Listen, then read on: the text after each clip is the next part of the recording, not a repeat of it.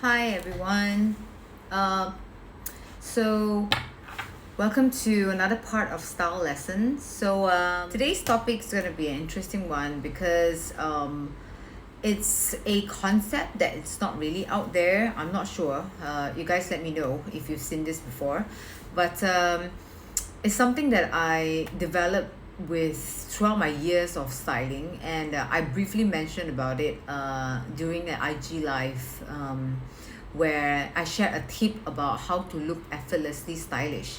So today's topic is going to be about creating an outfit using hard and soft element. So when it comes to hard and soft element, the ideal goal is to create an outfit that is balanced. So when you hear the word balance, we often associate it with matching colors. So for example, if you're wearing a black shoe, your belt should be black. If you're wearing a white top, your shoe should be white.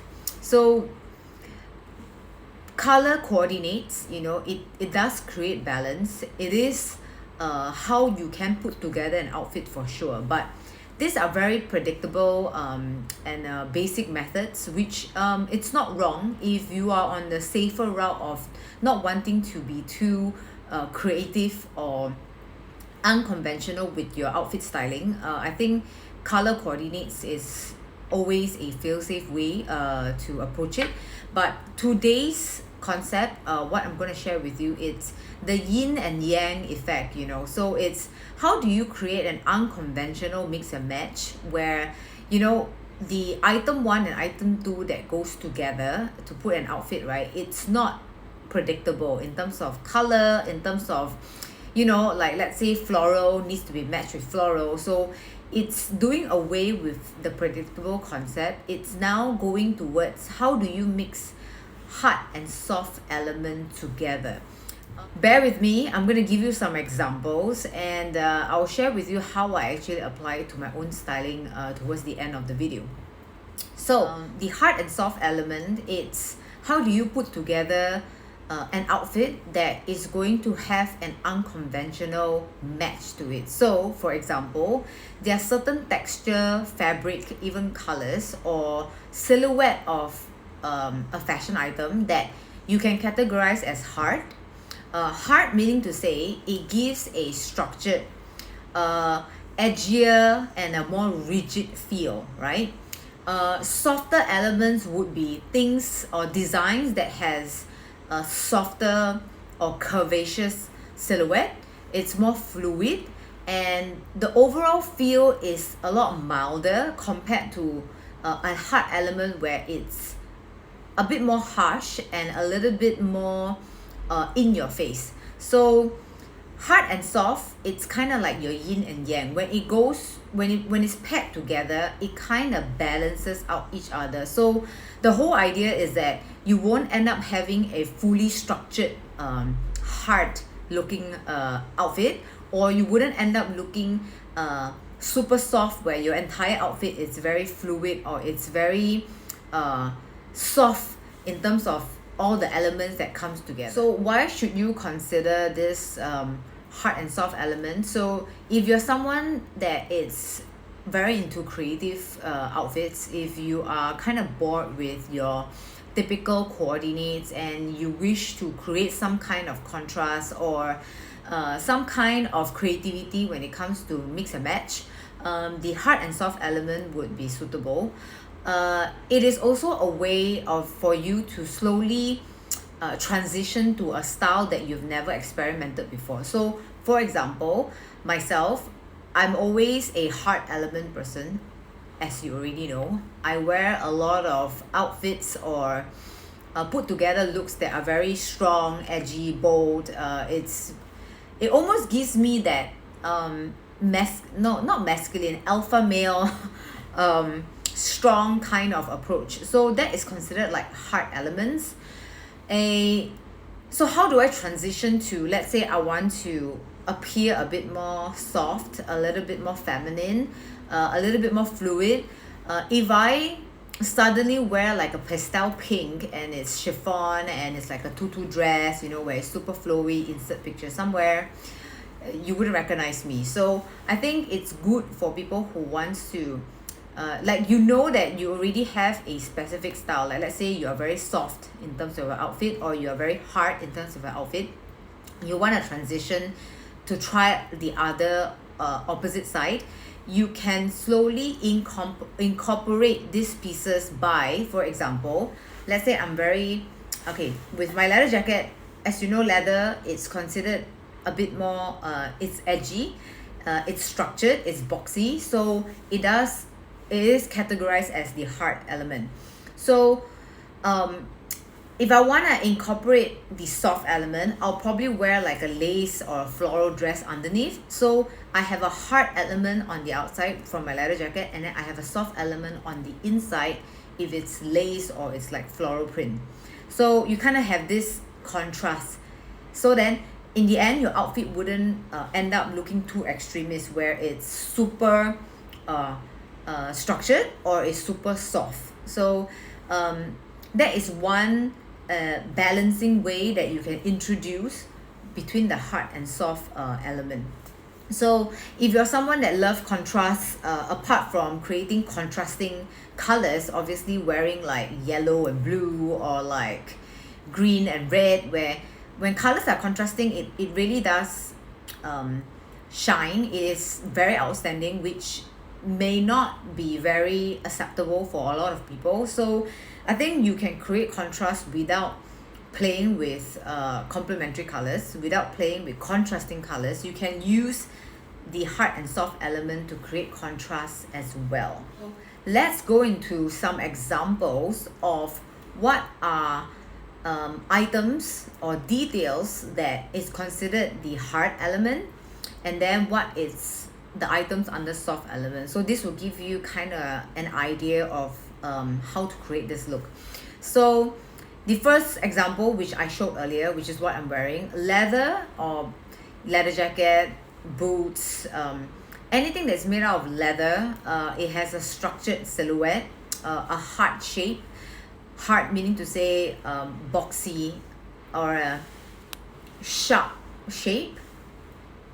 It is considered a hard element. Denim, it is a hard element because it is known to be rugged. The feel itself is normally associated with a very casual, nonchalant, I don't care kind of attitude. So that's why it gives a more of a hard element. Stripes are considered hard element because the linear lines are very strong, whether it's vertical or horizontal. Lines are obvious in the sense because in order for lines to be lines, it needs to have contrast. So lines are considered a hard element. And then you have structured bags, boots, as I mentioned just now. So anything that has a architectural or structured feel, it is considered a hard element. Even looks that are edgier, more masculine, it can be considered as a hard element. Another popular example would be between your flare skirt, which is very fluid, and your pleated skirt, which is the lines are more obvious and it stays more in place. That is considered a hard element. Okay, things that are in the soft element would be things like satin, silk, chiffon, floral print. The smaller the floral, and if it's pastel color, if it's a very feminine color, soft with the white tint, this would be considered a soft element. Shapes that are body hugging, and it shows the figure of the hips, it shows the curvaceous silhouette, that is considered a soft element.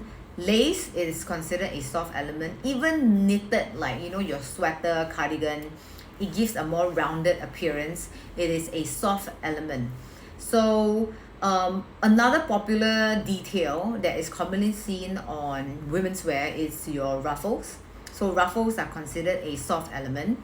And then when it comes to accessories, obviously bag shapes that are hobo bags, saddle bag, that has a curved appearance, or when the fabric is a bit more pliable, where it's it moves around. I will insert a picture somewhere.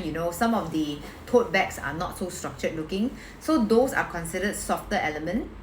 When it comes to shoe styles, obviously your rounded toe box, ballerina flats, Mary Jane shoes that has a curved construction, those are considered your soft element. So I hope that by listing some of the common design details or items of hard and soft, it kind of gives you an idea now how to put things together. So the whole idea is you want to have a hard and soft element in your outfit so that you can have a unconventional balance.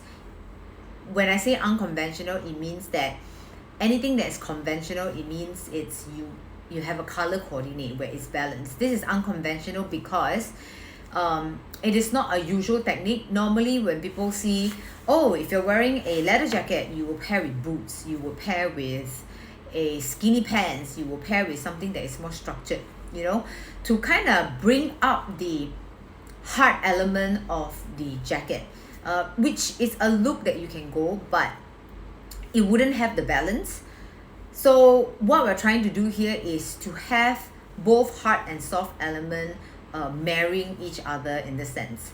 Okay, so let me give you some outfit examples of what I consider as a very good or effective hard and soft element total look.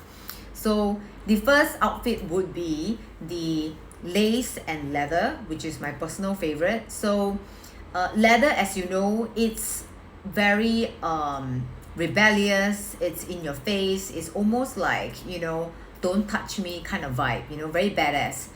Lace is very intricate, it's sexy, it's almost vulnerable, it's sometimes, depending on the lace itself, it can look very romantic, so it's very soft. So when you put it together, it gives a very unique twist to an outfit. So brands like Alexander McQueen, even Givenchy, during Riccardo Tisci days, they do it very well, having something very structured on top and then a very soft, fluid, see-through skirt at the bottom. It always gives a nice contrast. You feel like you have a complete meal, it's not just, oh, I'm carnivore, I'm just eating meat. Okay, I'm going off tangent. Let me go back to fashion itself. Okay, so I hope that the example kind of describes to you at least how lace and leather can go together. And then the second example would be a floral and pleated feel. So floral, as you know, the motif of the flower itself is very curved, it's soft. Most of the time floral prints, tends to give a very ultra feminine feel because of the colorway. It's mostly in feminine colors, so obviously floral is considered a soft element. And when you have a floral top or a skirt or a dress, and then you match it with a structured bag or a pair of boots that is hard element, or it can be a floral top but then it's with a structured skirt that has strong pleats, it kind of creates that hard and soft element look once again. So this is one way that you can wear feminine look without looking too ultra feminine. Or sometimes you feel like, oh, I'm wearing a lot of boxy shapes, I want to have a bit of contrast in my outfit. So floral print or pastel colors can help you to balance out the look. The third example, I think it's very achievable by most people because it involves something that everybody would have, which is a pair of jeans. So like I mentioned earlier, denim jeans, it's considered a hard element because it has a very stiff feel. So anything that is of a stone finish, acid wash, it doesn't matter really what effect it is, but especially when it's ripped, it has that ripped effect, the acid wash effect, it would appear even harder. But it is really the material itself that is very stiff and is commonly worn, street style kind of influence. So it is considered a hard element.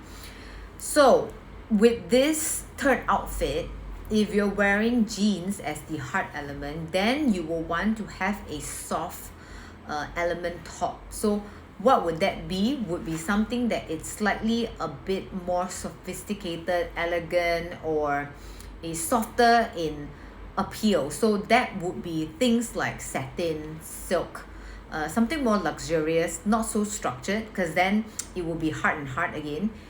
It's not wrong, but it depends on what look you're trying to achieve. But if you're trying to create an unconventional twist here, you will want to go for a top that look and feel soft. So in this case, I would pick something like satin, silk, even chiffon or organza, because organza has that see-through translucent kind of effect. So it kind of has that diffuse look, which it's softer, and then you have something that is very stiff like your jeans. So you have that hard and soft element in a very basic outfit that is just a top and jeans, right?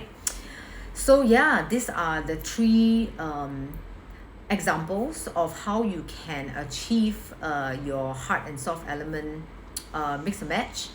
I can't come up with a sexier name for hard and soft, but this is how I actually describe it, and it's kind of wired in my brain when I go shopping, or even when I try to do mix and match on my own, my wardrobe.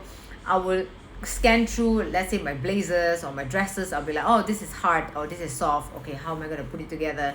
Sometimes I feel like a completely hard person. I would then put on full on like leather jeans. You don't really see me wear jeans, so I'm lying. Boots, things that are structured throughout. But I guess the soft and hard approach, it can be something that is going to be very flattering, because it's one way to be creative when it comes to mix and match, as I mentioned earlier on. Yeah, so I hope that you find some inspiration or learn something in this video. Let me know if you try it out. Let me know if you like the looks, and please comment below. And thank you for watching, and I'll see you next time. Bye.